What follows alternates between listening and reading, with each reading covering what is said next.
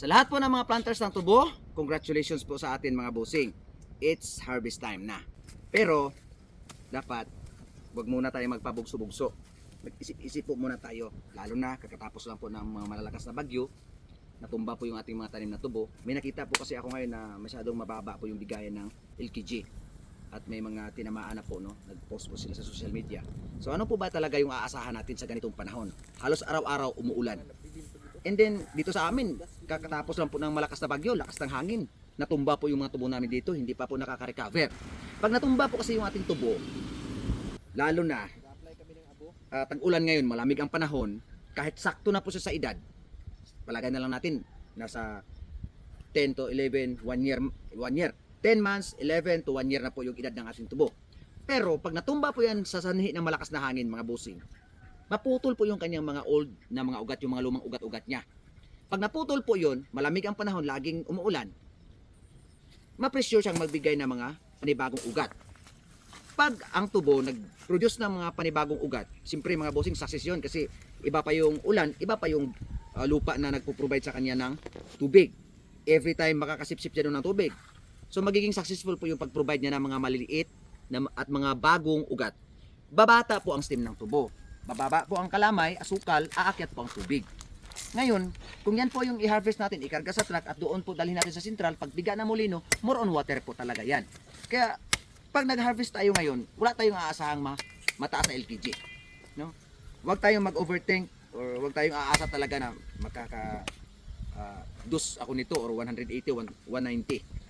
Pwera lang doon sa mga ereyang medyo bulok, medyo mabundok-bundok. Pero yung mga lupa ngayon, lalo na yung mga doon po nag-stack yung tubig ulan, huwag po tayong umasa mga busing, no? Doon lang ho talaga tayo niyan, 150, 160, 140, 130, ganun ho talaga yung sumatotal niyan.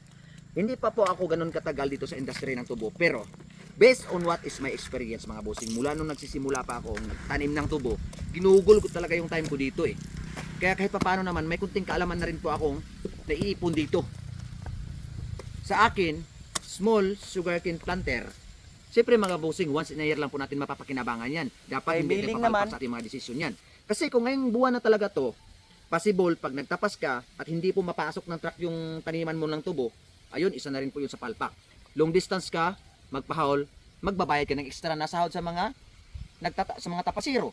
Pangalawa, pag ang tubo hindi sa self-detrash, nandoon sa kanyang katawan yung mga tuyong dahon na ito, at pag natumba na po yan dahil natapas, pag yan po ay nastakan ng tubig, within 1 week po, mag-provide na po yan ng mga gamot-gamot. So, mas lalo tayong matatalo. So, sa mga nag-harvest kayo ng tubo, hindi tayo aasa ng mga matataas na LPG. Kasi, kakatapos lang ng bagyo eh. At may mga pasunod-sunod pang bagyo. Laging umuulan, malamig ang panahon, ang lupa ay kargado ng tubig.